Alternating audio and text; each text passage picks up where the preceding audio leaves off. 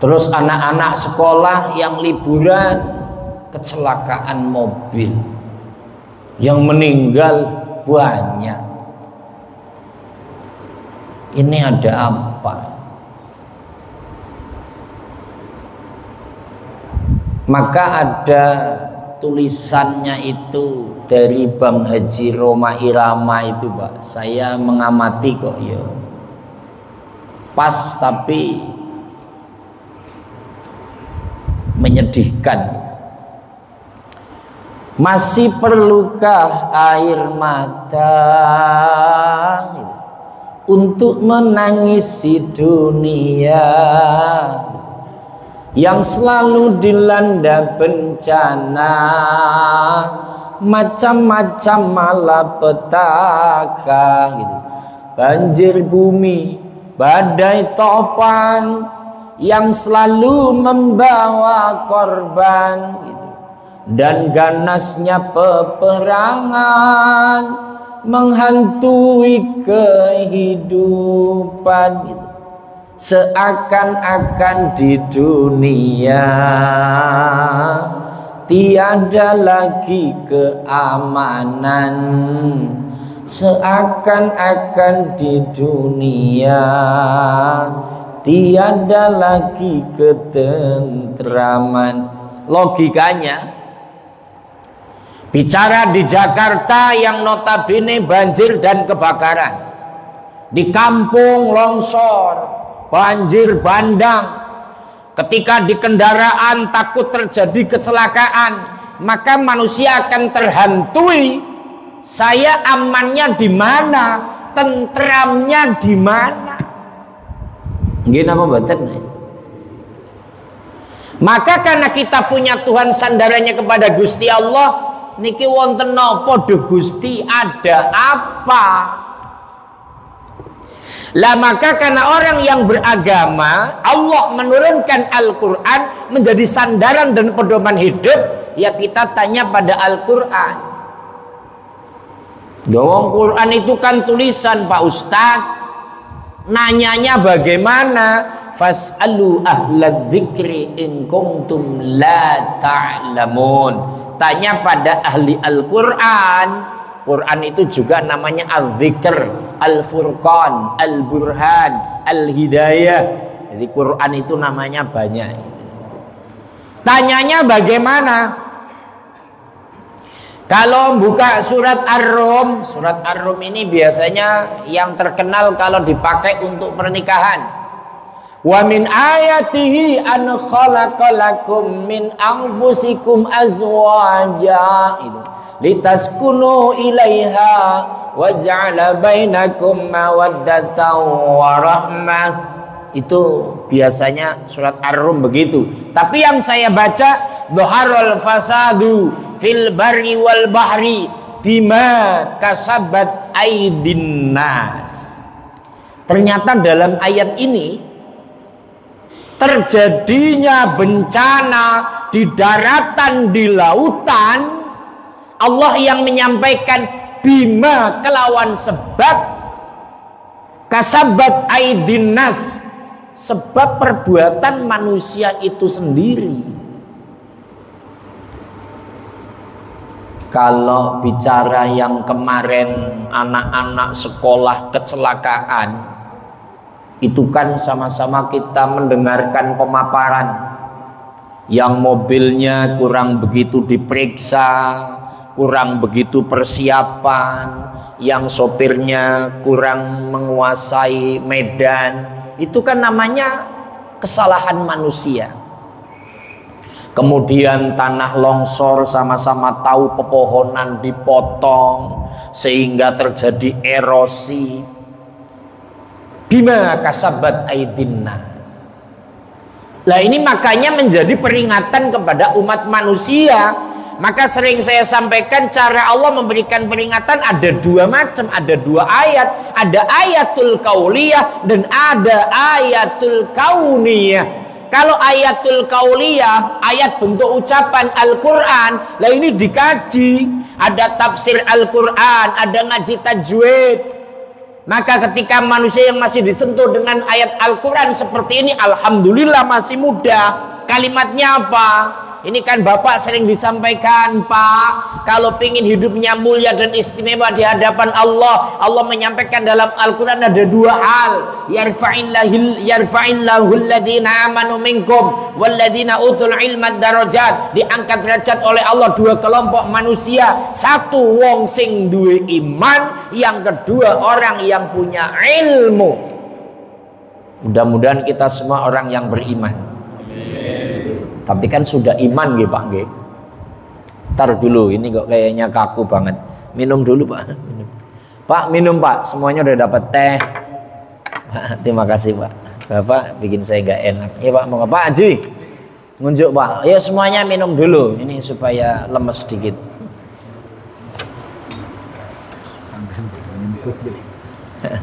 Bismillah.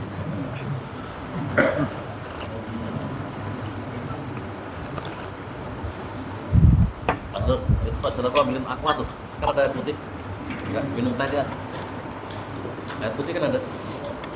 Allahumma sholli ala Muhammad.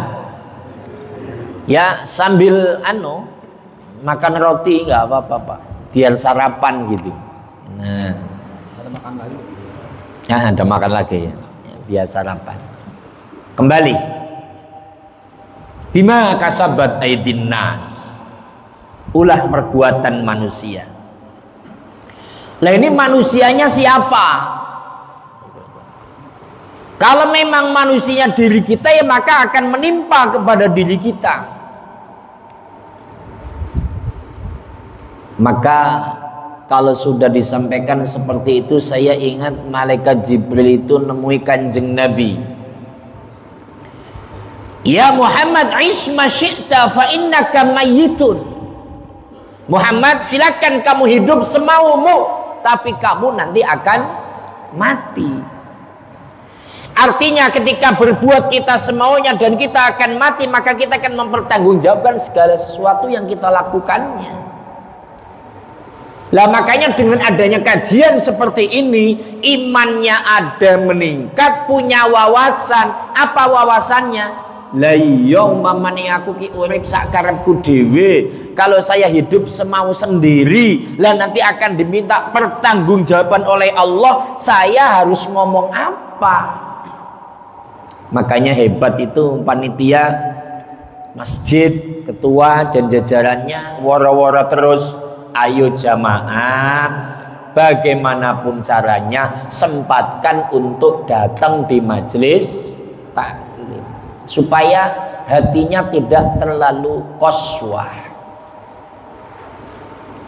Kembali lagi dalam surat Al-Hadid Allah sampaikan, ma asabatkum min musibatin fil ardi wala fi anfusikum illa akhiril ayat ini saya lupa ini.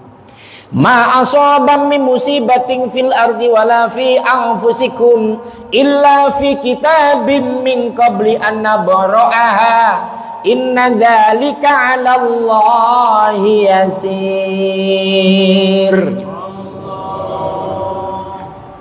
Tapi pun Allah juga sudah menyampaikan, sedulur kabeh, umpamapun musibah menimpa kamu, menimpa di muka bumi ini sebuah sudah tercatat oleh Allah. Jadi adanya banjir, adanya kecelakaan, ini ternyata memang Allah sudah menuliskannya akan terjadi. Bagi Allah itu mudah. Makanya Ibnu Katsir menuliskan dalam tafsirnya, qaddarallahul maqadira qabla ayakhluqas samawati wal arda bi khamsina alfi sana. Kedadian apa wae sing ana nang alam dunya niku sampun dipun tulis dening Gusti Allah. Kejadian apapun yang ada di muka bumi sudah ditulis oleh Allah sebelum Allah menciptakan langit dan bumi, jaraknya 50.000 tahun. Contoh, ya kejadian baik hari ini tanggal berapa Dasuki? 19. Tanggal 19 kita ngaji, sarapannya roti, Yang ngaji banyak, ini ada 73 orang. Kalau nggak percaya Pak Sulis ngitung. Yang ngitungnya dari roti aja, berarti roti pesannya berapa? Pesannya 100 kan Pak? Sisa berapa nanti? Ya bungkus lah lumayan. Gitu. Loh, ini sudah ditulis ini. Apa tujuannya kok sudah ditulis dari sana dikasih tahu? Likaila ta'sau ala ma fatakum wala tafrahu bima atakum. Supaya kamu tidak terlalu menyesali apa yang telah kamu peroleh terus tiba-tiba hilang. Wala tafrahu bima atakum, dan kamu nggak boleh terlalu bangga, nggak boleh terlalu sombong. Maaf, yang sudah punya rumah, sudah punya kontrakan, sudah punya mobil, sudah punya usaha, yang kemarin di Sumatera Barat Pak, tiba-tiba banjir, bus, kenceng, runtuh, mati. Mobil hilang, sawah hilang, istri hilang, anak hilang. Kalau ngaji, sesedih apapun itu manusia sehari, seminggu, sebulan, iya. Tapi ketika mendengarkan ayat ini, likaila ta'sau ala ma fatakum, supaya kamu jangan terlalu sedih. Sedih ya sedih, tapi tidak terus menerus. Dan wala tafrahu bima atakum, aja sombong maksudnya dengan apa yang kamu peroleh sekarang.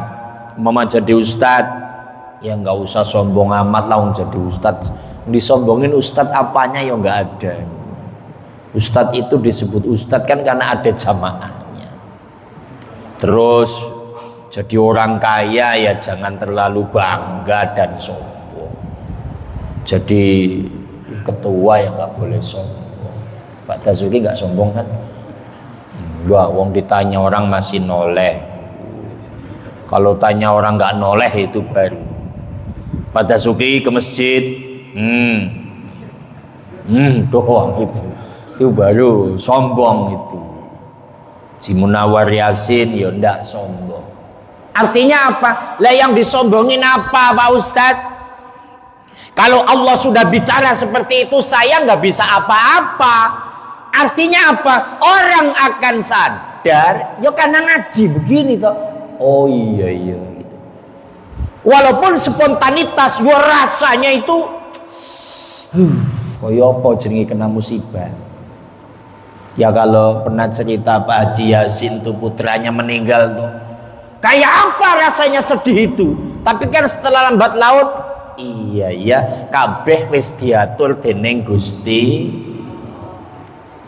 Nah oleh karena itu sebelum ayat yang kauniyah dipakai oleh Allah, ayo kita jadi manusia cukup pakai ayat yang kauliyah.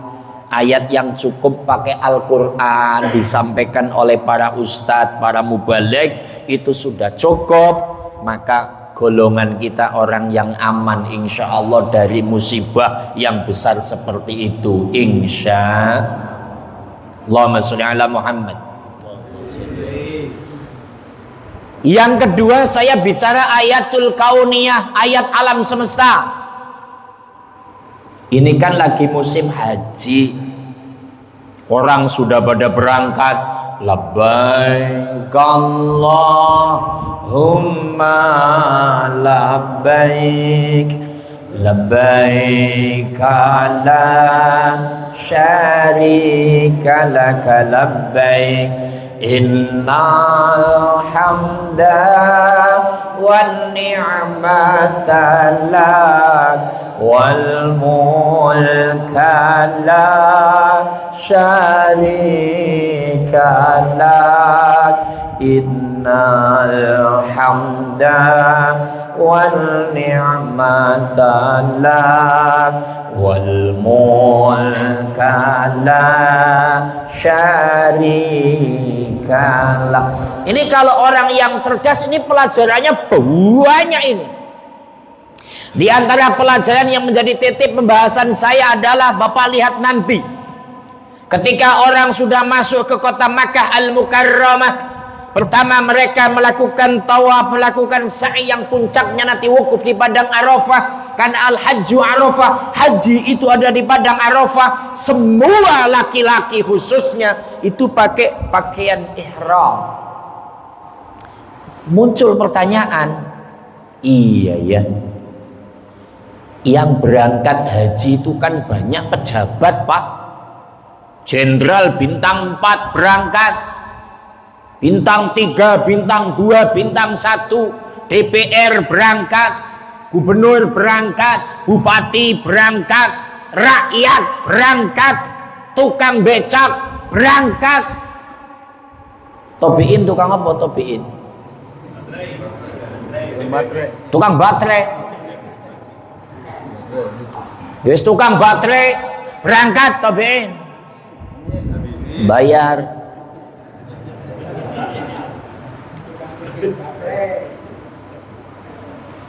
Artinya ketika kumpul di padang Arafah, Bapak lihat nanti pas wukuf, insya Allah wukufnya hari, kalau menurut Indonesia hari Minggu, ya nggak tahu nanti, karena kan Idul Adha nanti itu hari Senin. Menurut kalender kita, biasanya kan beda dengan Mekah. Kalau di Mekah nanti wukufnya lebarannya hari Minggu, berarti wukuf di sana hari Sabtu.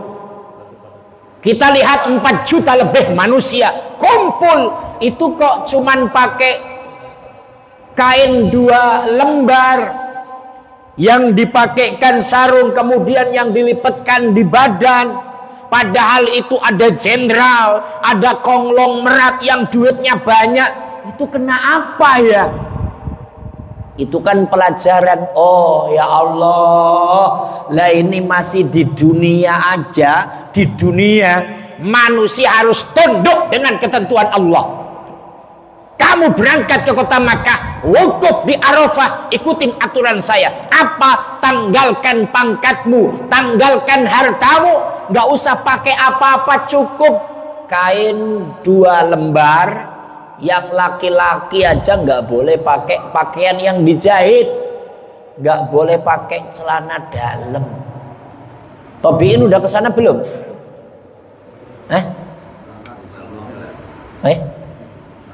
Belum. Oh berangkat. Berarti belum begitu panjang Pak. Belum. Oh, baru paham yang udah berangkat. Nur merasa panjang, iya Pak. Tambah 3 cm. Artinya apa ya Allah? Di Indonesia kalau yang kaya keluar dari mobil yang mewah, mobil Alphard, mobil apa, tapi di sana semua sama, cuman pakai kain kafan, beralaskan batu-batu dan pasir, semua mengharapkan Allah. Apa kata Allah? Tunduk kamu sama saya, tunduk dan patuh. Ini masih satu alam dunia Pak. Orang harus bersatu padu, tunduk dumateng aturanipun Gusti Allah. Ketika menghadap Allah nggak boleh bawa dunia, yang dibawa hanya lumuran noda dan dosa. Ketika di padang Arafah, Haji Yasin doanya apa sih? Wong saya juga belum pernah wukuf. Kan gitu. Saya kan baru umroh. Sampai sudah haji belum? Baru umroh. Terus hajinya kapan Pak Dasuki? Insya Allah tahun depan. Tahun depan tuh jauh Pak. Di padang Arafah semua orang hanya ngomong, "Duh Gusti ya Allah, kula kata dosanipun, kula rawuh wonten ngarsa panjenengan ing padang Arafah niki miniaturanipun padang mahsyar. Duh Gusti, saya datang ke sini di padang Arafah, ini adalah miniaturnya padang mahsyar di yaumal kiamah, kumpul jutaan manusia. Saya hanya bawa salah noda dan dosa, maka ampuni ya Allah." Ini kan pelajaran. Iya ya, menghadap Allah masih di alam dunia pun nggak usah bawa harta, apalagi kalau sudah mati.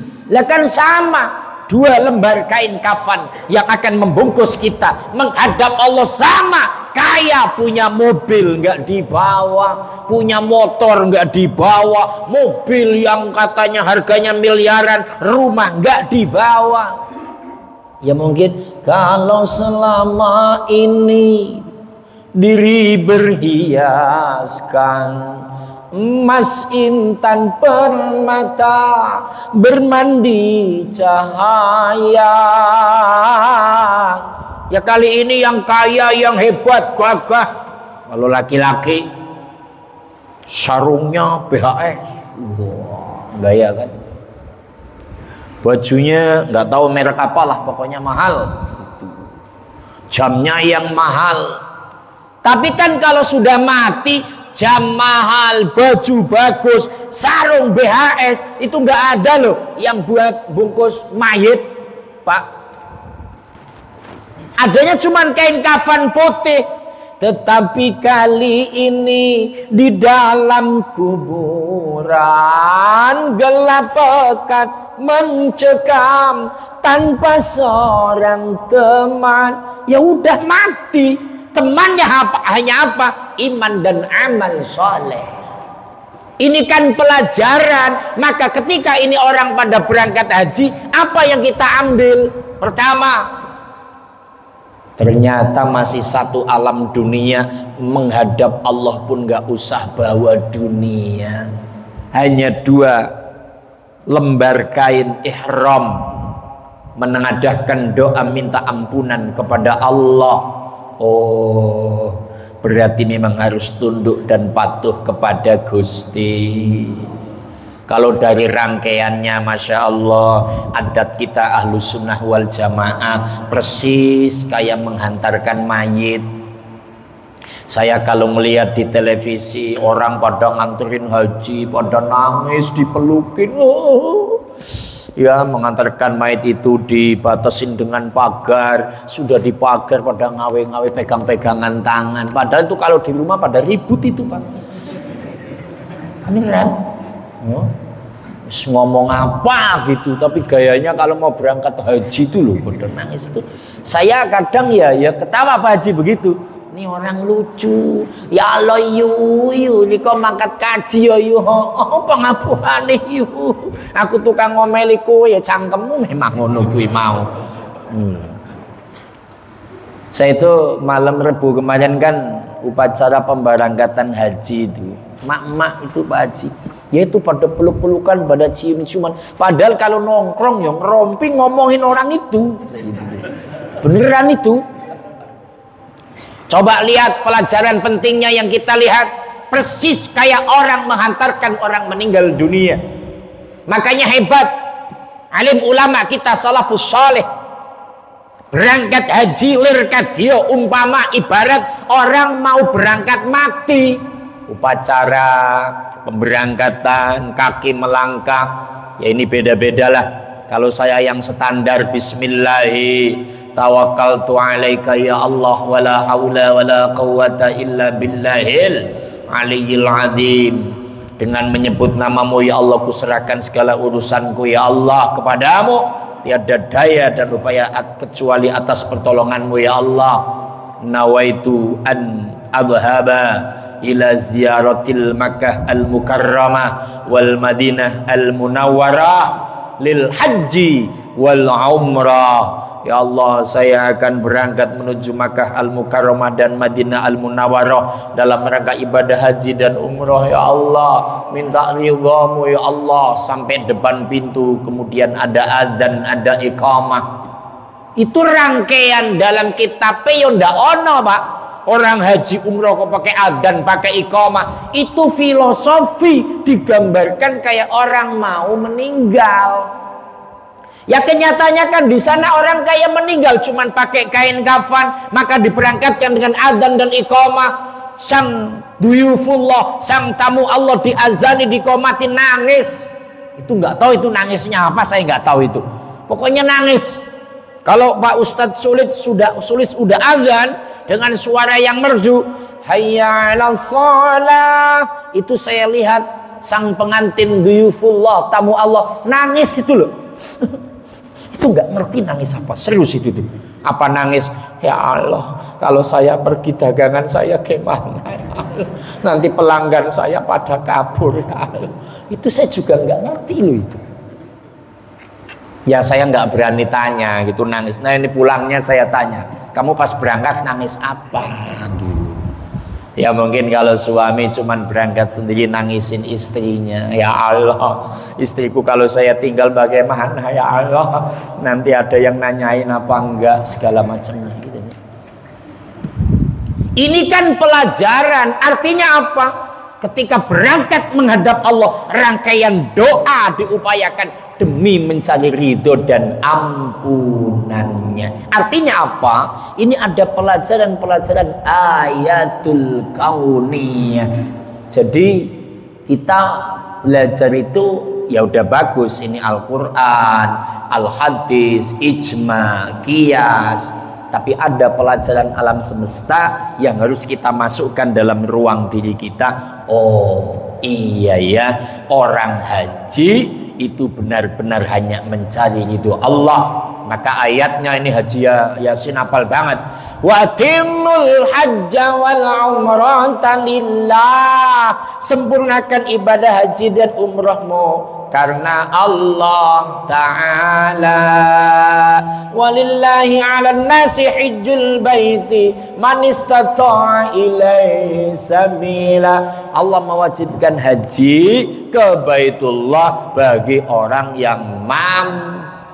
Kata-kata mampu, ada yang memang mampu punya duit terus berangkat, tapi ada yang nggak mampu punya duit tapi dimampukan untuk berangkat oleh Allah. Banyak macamnya itu. Ada yang menjadi petugas haji, ada orang kaya yang lihat ini kok orang tulus ikhlas terus diberangkatkan. Itu namanya rizki dari Allah Subhanahu. Kesimpulannya Pak, karena jamnya lama-lama kok jam 6. Kesimpulannya itu begini. Pelajaran yang kita ambil tentu dengan dua ayat tadi. Ada ayatul kauliyah, ayat Al-Quran, ayo dikaji terus ngaji begini. Wis pokok berangkat mendengarkan kajian dari para guru-guru panjenengan dengan kalam-kalam Al-Qur'annya, kemudian juga berupaya mencerna ayatul kauniyah, ayat alam yang terjadi. Sekarang yang saya sampaikan dua hal. Satu, ayat tentang musibah terjadi di mana-mana. Ingat, bima kasabat aydin nas, itu ulah tangan manusia. Supaya tidak terjadi musibah dan bencana, jangan melawan aturan Allah Subhanahu wa ta'ala. Saya nggak ngelawan aturan Allah Ustadz, betul. Kita sudah mulai membenahi. Ayo keturunan kita, anak-anak kita. Nah, pelajaran kedua, masalah ibadah haji, rukun Islam yang kelima. Pelajaran diantaranya adalah kumpul bersama cuman pakai dua helai kain. Itu tandanya menghadap Allah. Tidak bawa harta benda dan pangkat, tapi yang dibawa hanya lumuran noda dan dosa ketika haji. Tapi ketika menghadap Allah kematian, yang dibawa hanya iman dan amal soleh.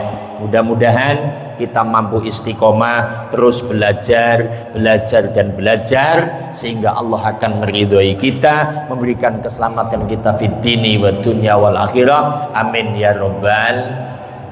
Saya buka ruang tanya jawab bagi yang akan bertanya, dipersilahkan. Sambil makan roti, Pak. Dipandu, yang mau tanya silakan. Orang ya takon dewe. Silakan yang mau tanya, tapi katanya Pak Ustaz, saya suruh tanya dulu gitu.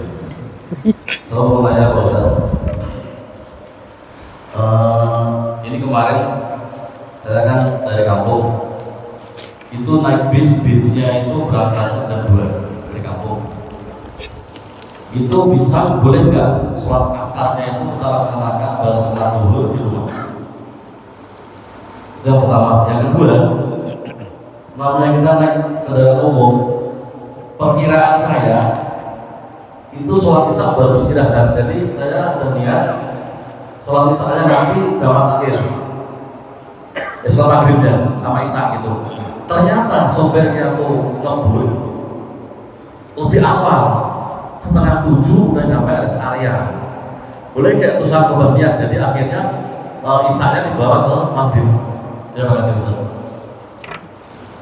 Satu, yang lain Pak, biar nggak Pak Dasuki aja. Wah, ngeri. Oh, pakai gitu yang biru. Oh, yang biru. Balik.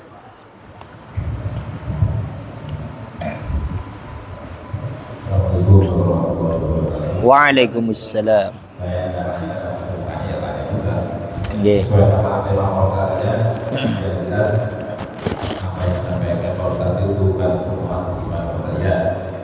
Jadi yang saya tanyakan itu ya kita hidup ini memang semua iman, baik itu istri, baik itu kakak, baik itu anak, semua iman. Jadi kalau kita mati, kita mati juga yang tidak bilang. Kalau harta kita yang tidak bilang kita tidak orang lain. Yang saya tanyakan gitu Pak. Ya semua ini kan harus ikhlas. Dan itu apa yang kita cintai, Allah itu ambil duluan Ustaz. Ya, semua kita juga harus ikhlas Allah. Tapi kadang ikhlas itu kan gampang diucap, kadang susah dijalankan. Kadang kita masa-masa itu, kadang itu kita ngomong, ya memang yang masa lalu itu. Jadi kadang hati itu sedih. Apakah itu kita termasuk baiklah ya. Itu yang kalau justru yang kita cinta itu adalah awal duluan. Itu yang ada. Ya ini kelas ada dari Mas Rono itu ya mulai mana itu? Terima kasih.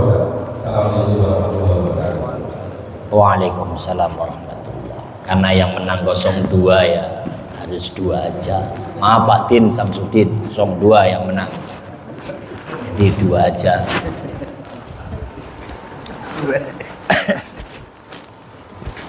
Gak apa-apa, bentar lagi dilantik. Pertanyaan pertama, tapi 2 pertanyaan, tapi sih 1 karena itu membahas sholat jamak takdim, jamak takhir. Saya nanti masukin ke jamak qashar. Izin Ustaz ya.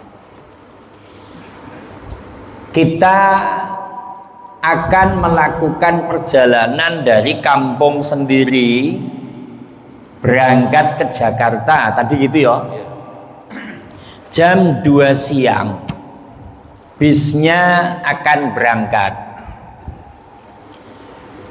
Nah, kan nanti sholat asar tanggung. Bagaimana kalau kita bikin jamak takdim? Asarnya dibawa ke duhur. Jawabannya ada 2 ini. 1 nggak boleh, yang 1 boleh. Nggak bolehnya apabila sholat jamak takdimnya di rumah sendiri, itu nggak boleh. Tapi kalau dari rumahnya lain desa ke apa itu mau bis apa sih Ke terminal ya. terminal Seperti lain kecamatan. lain desa lain kecamatan, nah itu boleh di sana kita ngambil jamak takdim karena udah lain desa. Kalau dalam bahasa fikih tidak di kampung masjid yang untuk sholat Jumat dia. Jadi kalau Pak Dasuki kampung namanya Srongge, ada 1 masjid. Dari masjid ke rumah ya dekat, rumah ke masjid dekat. Kok jamak takdimnya di situ ya ndak boleh. Tapi kalau keluar dari kampungnya menuju terminal, sudah niat musafir, hukumnya hade tak nyaho. Oh, ora nyaho iki. Oleh. Boleh. Jadi nggak bolehnya kalau di kampung sendiri, belum keluar dari kampung itu nggak boleh. Tapi kalau sudah keluar ke terminal kan jauh, nah itu hukumnya boleh. Terus pertanyaan masih perihal jamak. Saya itu sudah niat jamak takhir. Lah ini niat jamak takhir harus di waktu jamak takdim. Contoh, adzan maghrib. Ketika tahu adzan masih di bis, ini kayaknya nggak mungkin ini, kan gitu. Sampai lokasi mampu sholat maghrib, maka saya niat jamak takhir waktu maghrib di waktu isya. Jadi syarat jamak takdim harus niat di waktu jamak takdim. Ya, untuk jamak takhirnya. Endilala mobilnya masuk rest area. Dasar memang kemaruk lagi doyan sholat. Lagi kemaruk kan ini masalahnya. Oh, mumpung ke rest area, saya tak sholat dulu. Gimana tuh Pak Ustadz? Niat yang tadi dicabut, ya nggak apa-apa. Jadi terus jamak takdim, nggak apa-apa. Sholat isya ditarik ke maghrib. Tapi bagi yang mengamalkan fikih tulen, yang nggak harus sholat di rest area, maka di rest area cukup ke kamar kecil pesen kopi. Ya itu nggak apa-apa itu. Ya, karena ada waktu nganggur, ya justru untuk ngopi biar fresh, gitu loh. Ngerokok, kalau saya nge-vlog Pak, bikin TikTok kalau saya. Lah baru nanti sampai terminal itu melakukan jamak takhir. Gimana Ustadz? Kalau nanggung sampai terminal langsung ngojek sampai rumah Jakarta, terus sholat jamak takhir di rumah, ya ndak boleh, kan udah sampai lokasi. Wong ini rumah sampean. Ya, itu karena kan gini, satunya sopirnya, Mas, benar sampai Jakarta berhenti lagi nggak? Dia bilang tidak Pak, gitu. Makanya selalu sholat maghrib Bapak Isa gitu loh. Nah ya jawabannya, kan gitu. Jawabannya boleh mencabut niat yang sudah diucapkan tapi masih di dalam waktu jamak takdim. Lah, ini namanya orang yang mengamalkan fikih secara totalitas. Kadang ada yang lah, wong lagi di perjalanan nggak sholat, ya nggak apa-apa. Nah, itu salah. Ya Pak, di perjalanan apapun yang terjadi wajib sholat. Dan untuk lebih mengentengkan, kalau di perjalanan kita ngikut mobil orang, sholatnya dikosor. Sholat duhur jadi 2 rakaat, sholat asar jadi 2 rakaat. Khusus Mas Nur, sholat maghrib 1,5.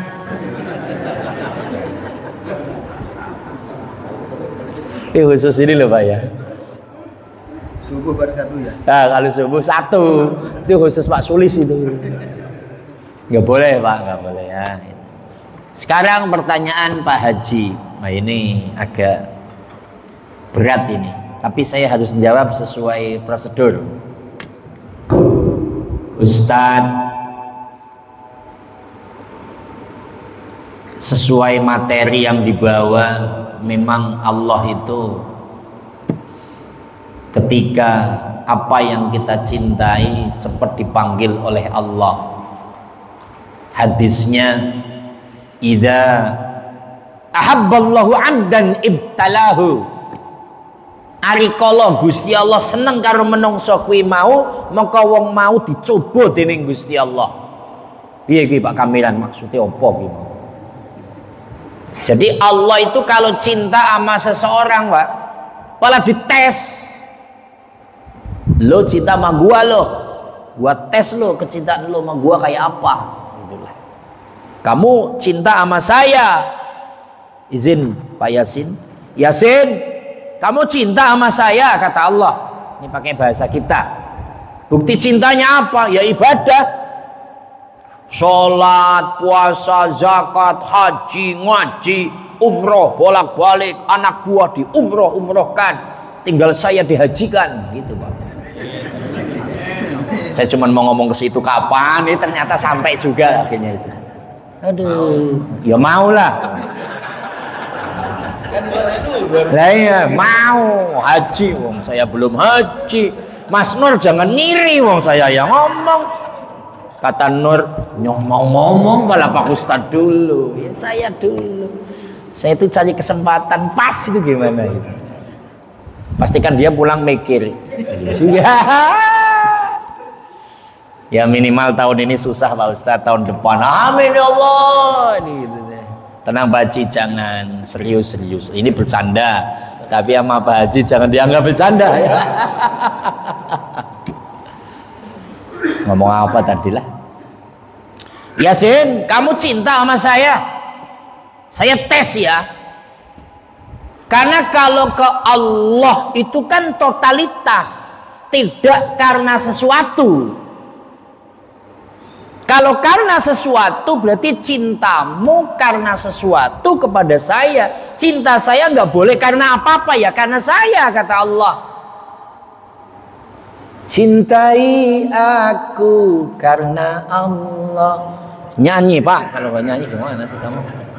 Ini lagunya gara-gara nyanyi. Nabi Ayub alaihi salam ketika total cinta kepada Allah Subhanahu wa taala, dia punya harta, punya benda, punya istri 4, anaknya banyak. Setan iblis itu salut sama Nabi Ayub. Pak Haji Yasin ngomong sama Allah, Allah, Ayub ini cinta sama kamu karena Ayub punya harta benda banyak, kaya raya, maka wajar kalau dia cinta sama kamu. Sholat, ibadah, rapi, rajin, ngaji. Tidak, itu asli cinta sama saya. Baik, akan saya tes ya Allah. Diteskan Nabi Ayub. Harta bendanya, maaf, dia punya kebun korma kebakar Pak. Dilaporin, Ayub, kebun kormamu kebakar habis. Ya enggak apa-apa, dari Allah kembali kepada Allah. Enggak ada sedihnya. Wong saya ini memang cinta kepada Allah, dekat kepada Allah, enggak akan ngomelin Allah. Saya ke Allah tidak karena pohon korma saya. Kemudian istrinya, anak-anaknya pada mati Pak. Kalau sekarang kena flu apa itu yang baru itu? Apa? Flu itu tuh. Lagi dibahas di kementerian ini Pak. Ini apakah akan menjadi pandemik lagi gitu? Ngeri lagi nih Pak cerita. Tapi kenanya ke bayi-bayi. Saya lagi punya bayi lagi kan, jadi kepikiran itu. Itu kenanya ke bayi-bayi itu lagi dibahas itu. Pada mati Pak anaknya itu. Anak istri yang ini mati, ya itu syariatnya apa, jatuh dari lantai atau bagaimana? Ayub dikabarin, Ayub, anakmu mati, keinjek onta kayak atau ketabrak atau apa? Jawabannya apa? Ya enggak apa-apa, dari Allah kembali kepada Allah. Dihayati Pak Haji ini soalnya masuk jawaban. Artinya kalau cinta memang kepada Allah, apapun fasilitas rangkaian yang ada di sekeliling kita kok diambil oleh Allah, ya tetap ke Allahnya. Artinya nggak bakal ngomelin Allah. Allah ki bagaimana toh? Saya kan cinta kepada harta saya cinta kepada anak saya. Kenapa kamu ambil ya Allah? Apakah kamu nggak sayang sama saya ya Allah? Kan terus teringat, itu manusiawi Pak, namanya juga anak Pak. Saya kan juga punya anak. Kalau anak sakit,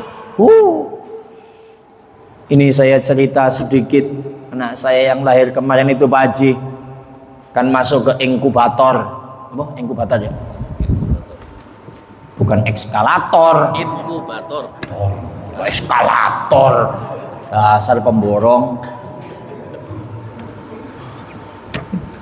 Itu anak bayi baru keluar, selang semua. Habis selang semua, diimpus, nangis saya Pak Haji. Ya kayak Pak Haji begitulah. Wah, anaknya meninggal kan, nangis Pak. Saya nangis. Saya itu orang yang qaswah, hatinya keras. Banyak dosa, apalagi gara-gara pemilu, banyak duit caleg. Aduh. Kayak Pak Din Samsudin, banyak duit caleg. Kalau Nur kan dikit lah, jadi nggak begitu. Itu saya nangis itu, saya nangis, saya akui Pak, baru 2 kali akhir-akhir ini setelah anak lahir tuh, gara-gara anak saya itu, saya nangis Pak Haji. Ya Allah, ini anak kecil ya, karena dia teriak nggak berhenti, wah, terus gitu. Ya Allah, nangis saya itu, lemes saya itu. Wajar Pak Haji, manusiawi.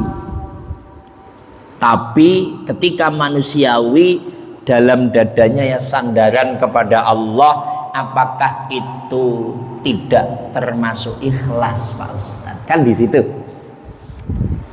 Jawabannya masih pakai ilmu orang awam, orang umum. Itu masih ikhlas selama apa yang kita cintai diambil oleh Allah, kita tetap ibadahnya normal aja. Sholat ya sholat, ngaji yo ngaji, sodako yo sodako. Itu namanya masih ikhlas Pak Haji. Tapi orang tidak termasuk ikhlas, apa yang dicintai diambil oleh Allah terus drop. Kalau begitu udahlah, saya udah berupaya ibadah, berupaya punya keluarga, berupaya punya anak, giliran dicintai diambil oleh Allah, udah, saya malas sholat, saya malas ngaji, saya malas jamaah, saya malas sedekah. Nah, itu namanya nggak ikhlas. Tapi kalau masih normal, sedih tapi masih ibadah, itu masih golongan ikhlas.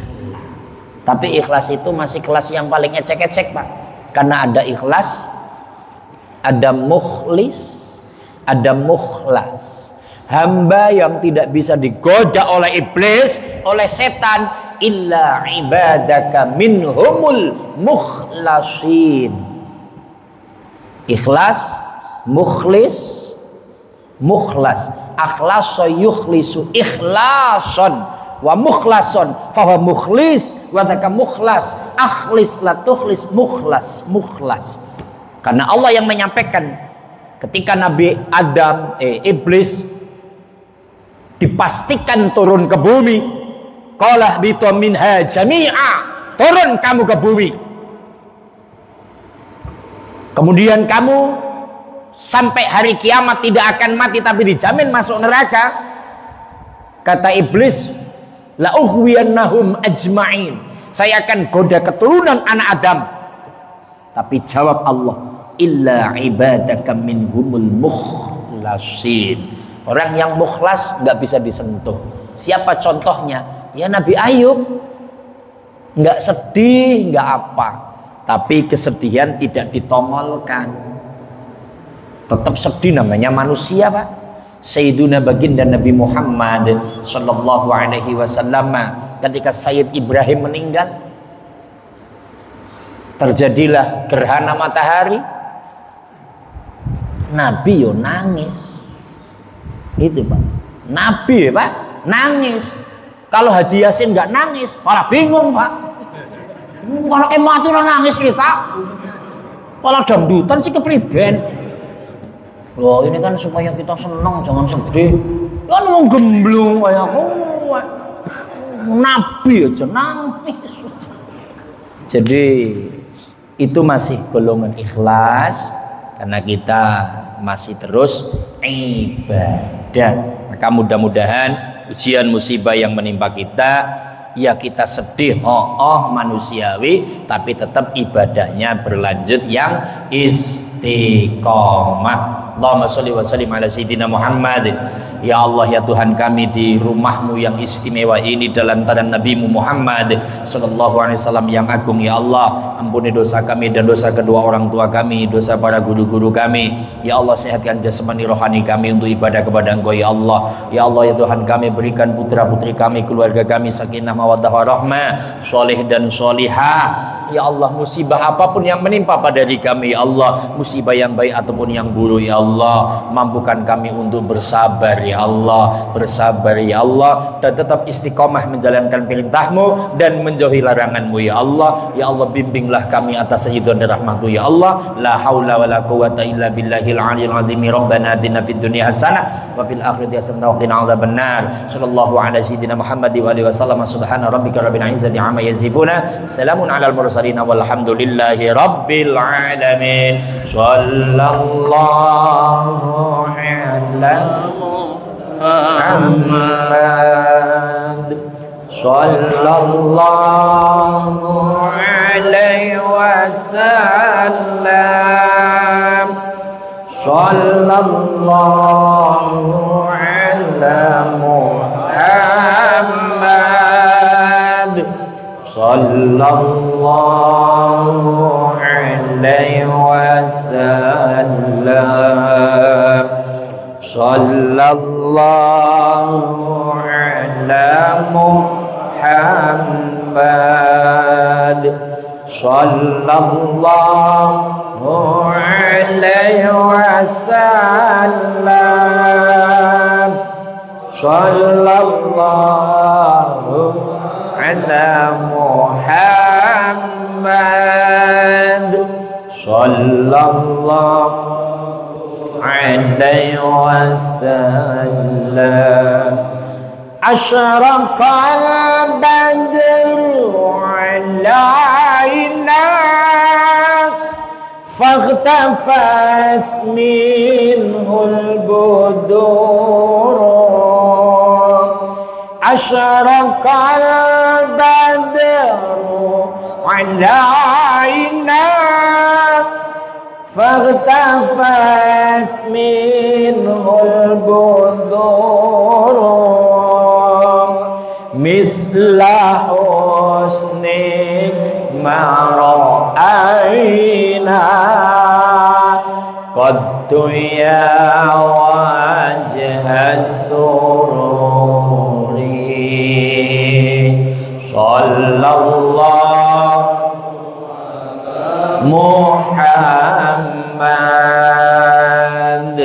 sallallahu alaihi wasallam. Sallallahu ala Muhammad sallallahu alaihi wasallam. Sallallahu ala Muhammad sallallahu alaihi wasallam. Sallallahu ala Muhammad. Ya Rabbi salli alaihi wa sallim. Allahumma salli wa sallim wa barik alaihi wa ala alihi. Sallu